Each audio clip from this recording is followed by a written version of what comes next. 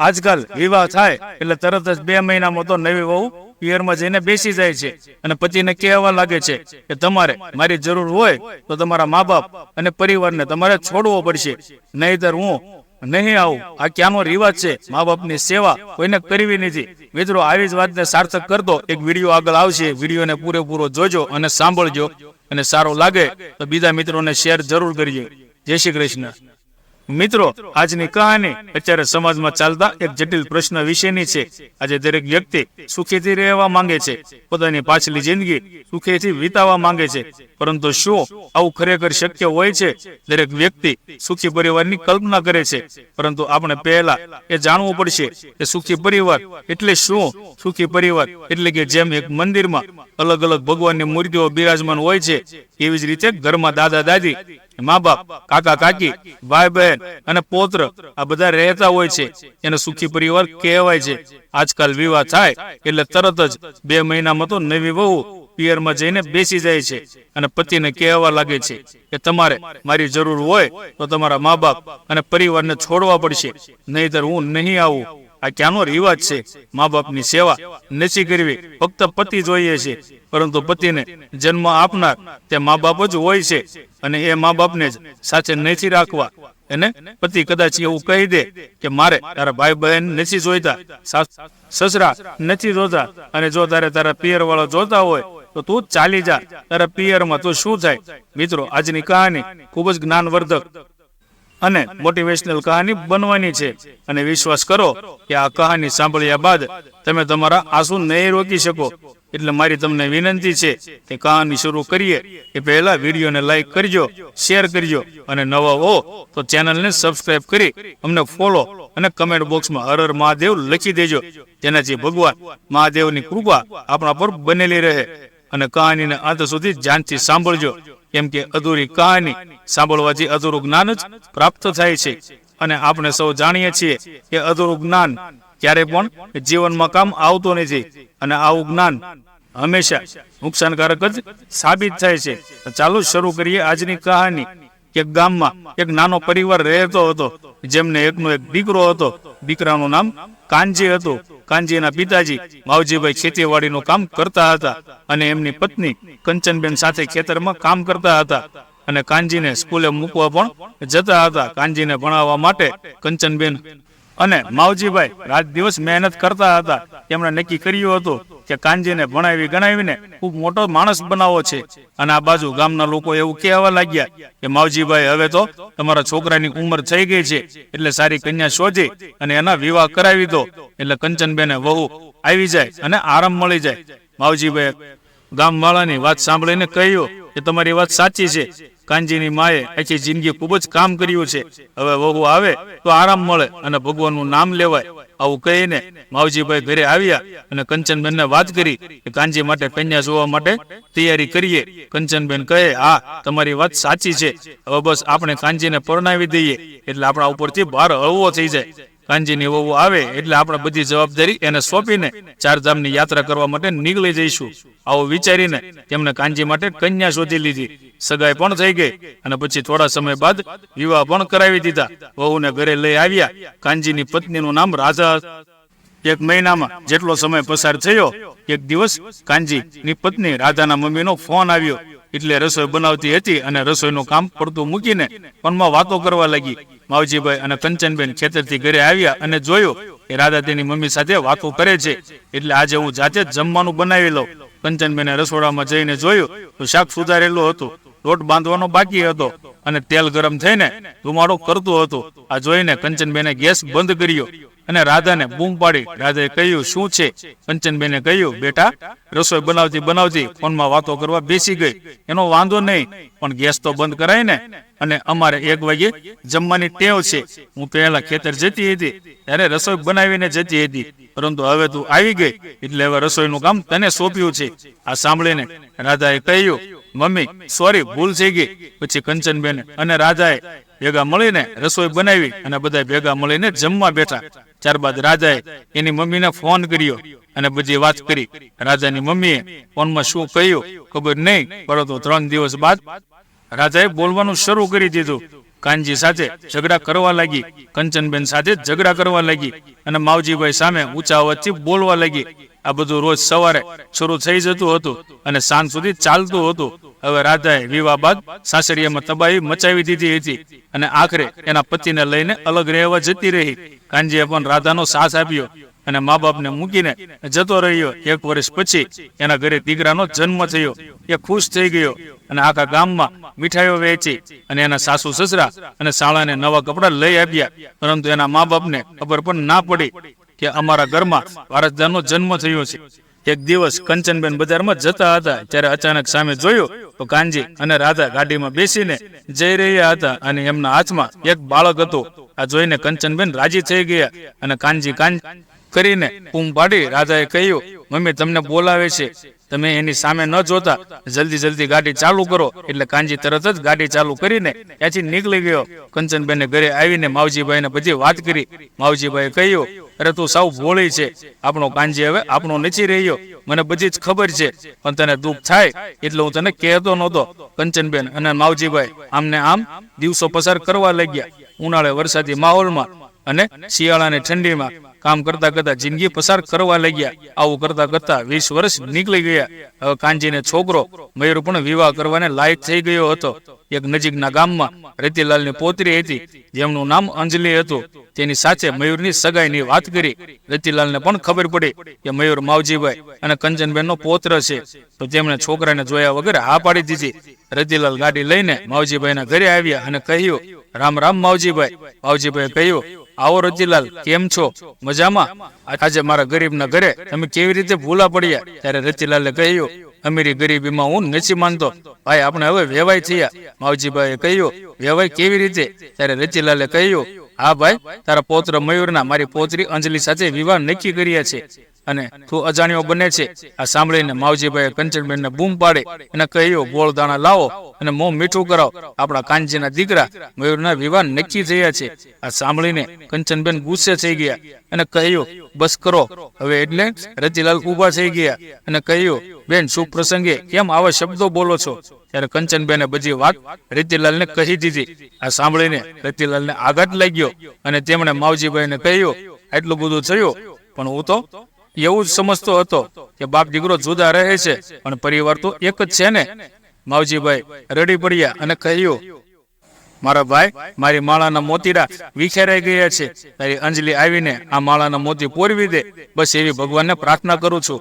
આવું કહીને માવજીભાઈ રતિલાલના પગમાં પડી ગયા. ત્યારે રતિલાલે વચન આપ્યું કે ભાઈ, તારા પરિવારને જોડીને જ હું અંતિમ શ્વાસ લઈશ, હું તને વચન આપું છું. રતિલાલે માવજીભાઈને કહ્યું કે હું તારા કાનજીને ફોન કરીને ઘરે બોલાવીને પૂછીશ કે કાનજી તે આવું શા માટે કર્યું. માવજીભાઈએ કહ્યું, હા મારા ભાઈ, જરૂર કહેજે, આ તારો હક છે. પછી રતિલાલે કહ્યું કે ચાલો હવે હું નીકળું છું. માવજીભાઈએ કહ્યું, હા ભાઈ આવજો, અને હવે આપણે વેવાય બનીને વિવાહમાં ભેગા થઈશું. રતિલાલે કહ્યું, હા ચોક્કસ. એવું કહીને રતિલાલ ત્યાંથી ઘરે જવા નીકળી ગયા અને રસ્તામાં જ કાનજીને ફોન કર્યો અને કહ્યું, બેટા મારા ઘરે આવજે, તારું થોડું કામ છે. રતિલાલનો ફોન આવતા જ કાનજી વિચારવા લાગ્યો કે મારું શું કામ હશે, મને કેમ બોલાવ્યો હશે. કાનજીના મનમાં એવો વિચાર આવ્યો કે રાધાને સાથે લઈને જઈશ તો વધારે સારું લાગશે. એટલે કાનજીભાઈએ રાધાને ફોન કર્યો અને કહ્યું, તૈયાર રહેજે, આપણે મયુરના સસરાના ઘરે જવાનું છે. રાધાએ કહ્યું, હા હું તૈયાર રહું છું, તમે આવો એટલે આપણે નીકળી જઈશું. કાનજીએ કહ્યું, સારું. ત્યારબાદ કાનજી ઘરે જઈ રાધાને લઈને રતિલાલના ઘરે ગયો. ત્યારે રતિલાલના પત્ની વસંતબેને એમને જોઈને કહ્યું, આવો આવો મોંઘેરા મહેમાન, કેમ છો? કાનજી અને રાધાએ કહ્યું, તમારા આશીર્વાદ છે. આ સાંભળીને રતિલાલે કહ્યું, અમે તને શું આશીર્વાદ આપવાના? આશીર્વાદ તો તારા મા બાપના વધારે પડે છે. આ સાંભળીને રાધા અને કાનજી બંને સામસામે જોવા લાગ્યા. ત્યારબાદ રાધાએ કહ્યું, બોલો બોલો રતિલાલ, શું કામ હતું? એટલે રતિલાલે કહ્યું, બેટા કામ તો કાનજીનું હતું, પરંતુ તમે સાથે આવ્યો છો તો કઈ વાંધો નહીં, બીજી વાર વાત કરી લઈશું. એટલે રાધાએ કહ્યું કે હું એમની પત્ની છું, શું મને મારા પતિ સાથે આવવાનો હક નથી? રતિલાલે કહ્યું કે તમે પણ કોઈની દીકરી છો, જેવી રીતે અંજલિ મારી દીકરી છે. પણ હા, જ્યારે તમારી જગ્યાએ અંજલિનો સમય આવશે ત્યારે હું જીવતો હોઈશ તો જરૂરથી કહીશ કે બેટા અંજલિ તારા દીકરાનું શક પણ કરે ત્યારે તારા સાસુ સસરાને આગળ કરજે, કેમ કે મોટા કરે એ બાળકોનું કામ નથી. આ સાંભળીને રાધાએ ગુસ્સા ભર્યા અવાજે કહ્યું તમે કહેવા શું માંગો છો? મારા મા બાપ મને નથી શીખવાડ્યું. રતિલાલે કહ્યું, એ તો હવે તમે પોતે સમજી શકો છો. અત્યારે હજુ તો સગાઈ નક્કી કરી છે, તો પણ તમે આવું વર્તન કરો છો. આ સાંભળીને કાનજીએ કહ્યું, કાકા, હું એની વાતની માફી માંગુ છું. રાજાની જીભ લાંબી છે, તે બોલી જાય છે, પણ એના મનમાં કંઈ નથી હોતું. રતિલાલે કહ્યું, તારું કામ હતું, પણ હવે નથી. કાનજીએ કહ્યું, રાજાને ઘરે મૂકીને આવું છું. ત્યારબાદ રાજા અને કાનજી જ્યાંથી નીકળી ગયા, અને રાજા કાનજીને તે રસ્તામાં ગુસ્સામાં બોલી રહી હતી. તેને કહ્યું હતું કે તેમણે આપણું અપમાન કર્યું છે, આવા દે એની પૌત્રી અંજલિને આપણા ઘરમાં, ત્યારબાદ હું શું કરું છું.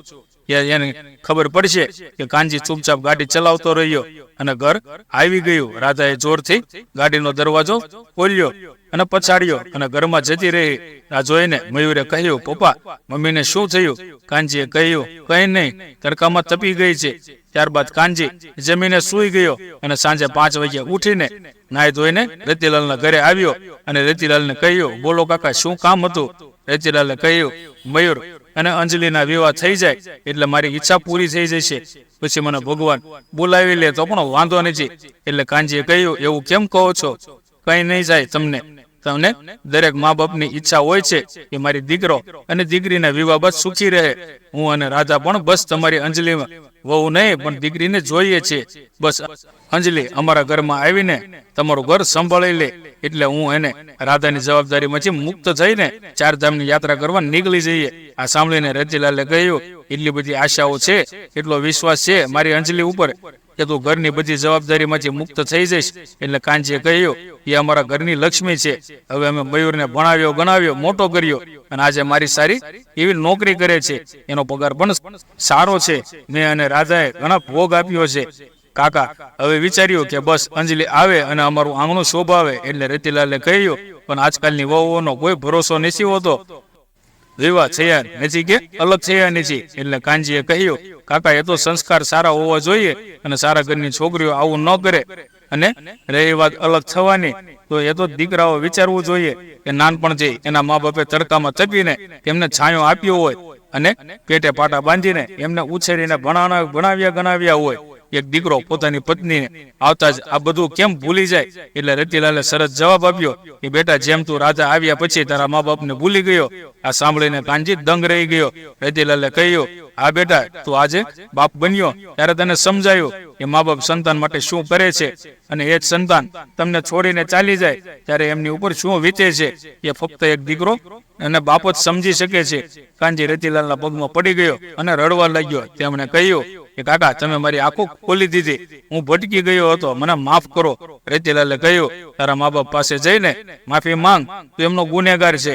એટલે કાનજી રતિલાલની વાત માનીને માવજીભાઈ અને કંચનબેનને મળવા ગયો. ત્યાં પહોંચીને તરત જ બંનેના પગમાં પડીને માફી માંગી અને કહ્યું, મને માફ કરો, મારાથી ખૂબ મોટી ભૂલ થઈ ગઈ છે. અને કંચનબેને કાનજીને ઊભો કર્યો અને કહ્યું, બેટા, છોરું કછોરું થાય પણ માવતર કમાવતર ના થાય. આવું કહીને ભેટી પડ્યા અને રડવા લાગ્યા.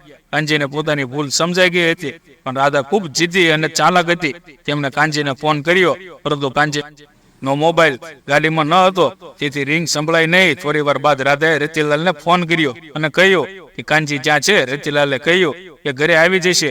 રાધાએ ફરી પૂછ્યું, કાનજી તમારા ઘરે નથી આવ્યા? ત્યારે રતિલાલે કહ્યું કે એના મા બાપ પાસે ગયો છે. આ સાંભળીને રાધાએ તરત ફોન કાપી નાખ્યો અને મયુરને લઈને કાનજી પાસે આવી અને આંગણામાં જ ઊભી રહી અને બૂમો પાડવા લાગી, કાનજી, કાનજી, બહાર આવો. આ સાંભળીને કાનજી, કંચનબેન અને માવજીભાઈ ત્રણે દોડતા દોડતા આંગણામાં આવ્યા અને કહ્યું કે શું થયું? બેટા, ઘરમાં આવ, મેં આંગણામાં કેમ ઊભી છો? રાધે ગુસ્સે થઈને કહ્યું, મારે તમારા ઘરમાં પણ પગ નથી મૂકવો.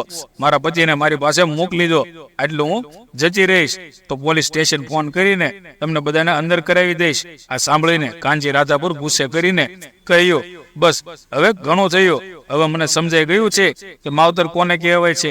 અરે, હું તને પ્રેમ કરું છું એટલે તારી પાછળ આવ્યો હતો અને તારી દરેક વાતને માનતો હતો, પણ હવે બસ. માવજીભાઈ અને કંચનબેને કહ્યું, બેટા કાનજી, તું ઘરે જા, અમારા માટે તારા ઘરમાં ઝઘડા ન કરીશ. એટલે રાજાએ કહ્યું, વાહ વાહ, બહુ ચાલાક છો, મારા પતિને વશમાં કરીને મારું ઘર તોડીને પાછા મહાન બનો છો. આજે રાજાનું એક નવું રૂપ મયુર સામે આવ્યું હતું. એ વિચારવા લાગ્યો કે મમ્મી દાદા દાદી સાથે આવું વર્તન કેમ કરે છે. અને મને તો એવું કહેતી હતી કે દાદા દાદી ખરાબ છે અને એમને પહેરેલા કપડે ઘરમાંથી કાઢી મૂક્યા હતા. આ જોઈને મયુરનું મન તેની મમ્મી રાધા પર ઉઠી ગયું હતું અને મયુર દાદા દાદીના પગે પડ્યો અને આશીર્વાદ આપો એવું કહ્યું. રાધા ગુસ્સે થઈ જોરથી બોલી, તું જોઈ લે હવે તાય મારા દીકરાને પણ પોતાનો કરી લીધો છે. એટલે મયુરે કહ્યું, મમ્મી મેં ફક્ત દાદા દાદીના આશીર્વાદ લીધા છે, એમાં તમે આટલું બધું મન ઉપર કેમ લઈ લીધું અને મારા દીકરાને પોતાનો કરી લીધો એવું કેમ કહો છો? તો પપ્પાને 21 વર્ષથી પોતાના કર્યા છે એનું શું? ત્યારે દાદીને એટલી તકલીફ પડી છે. આ સાંભળીને રાધા થોડી વાર વિચારમાં પડી ગઈ અને પોતાના દીકરાને એ વાત સાંભળીને રાધાને ખૂબ જ પસ્તાવો થયો. જ્યારે એક દીકરો પોતાના મા બાપ જે અલગ થઈ જાય છે ત્યારે વીરની વેદના કેવી હોય છે તેનો અનુભવ અત્યારે રાધાને થઈ રહ્યો હતો. રાધાએ રડતા હૃદયે કંચનબેન અને માવજીભાઈને માફી માંગી અને કહ્યું, બાપુજી મારી ભૂલ થઈ ગઈ, મને માફ કરો. આ સાંભળીને કંચનબેન અને માવજીભાઈની આંખમાં હરખના આંસુ આવી ગયા અને બંને રાધા કાનજી અને મયુરને સાથે રહેવા વિનંતી કરી અને કહ્યું, ચાલો વિવાહની તૈયારી કરીએ. બધા ખુશ થઈ ગયા અને સાથે જમવાનું બનાવ્યું અને જમ્યા બાદ સાથે બેસી ગયા, વાતો કરી, ગપ્પા માર્યા અને પછી તે ત્યાં જ રોકાઈ ગયા. બીજા દિવસે સવારે વહેલા ઉઠીને જવાનું હતું. બધા સૂતા હતા એટલામાં રાધાની મમ્મીનો ફોન આવ્યો. રિંગ વાગતી હતી અને બધા સૂતા હતા એટલે ફોન કંચનબેને ઉપાડ્યો અને કહ્યું, જય શ્રી કૃષ્ણ વેવાણ. કંચનબેનનો અવાજ સાંભળીને રાધાના મમ્મીએ ફોન કાપી નાખ્યો. કંચનબેનને નવાઈ લાગી પણ એમને ધ્યાન ન આપ્યું અને ચા નાસ્તો બનાવવા લાગી ગયા. થોડી વારમાં બધા ઉઠી ગયા અને ચા નાસ્તો કરવા ગયા. એટલામાં તો બપોરના 12 ક્યારે વાગી ગયા ખબર જ ના પડી. હવે કાનજીએ કહ્યું, મમ્મી પપ્પા મયુરના વિવાહની તૈયારી કરવી છે તો હવે તમે અમારા ઘરે ચાલો, કેમ કે કંકોત્રીમાં મારા મિત્રોને અને મારા સ્ટાફને મેં મારા ઘરનું એડ્રેસ આપ્યું છે. 21 વર્ષથી જ્યાં રહું છું તો બધા જ મહેમાનો ત્યાં જ આવશે અને આપણે મારા મકાનમાં સાથે રહીશું. ત્યારબાદ આખો એ પરિવાર કાનજીના ઘરે ગયું અને ધામધૂમથી મયુરના વિવાહ કરાવ્યા અને આખો પરિવાર હળી મળીને રહેવા લાગ્યું. મિત્રો, આજની કહાની તમને કેવી લાગી એ કમેન્ટમાં જરૂર જણાવજો અને પસંદ આવી હોય તો વિડીયોને લાઈક, શેર અને નવા હો તો ચેનલને સબસ્ક્રાઇબ, અમને ફોલો જરૂરથી કરજો. હર હર મહાદેવ. જય શ્રી કૃષ્ણ, સીતારામ, જય માતાજી.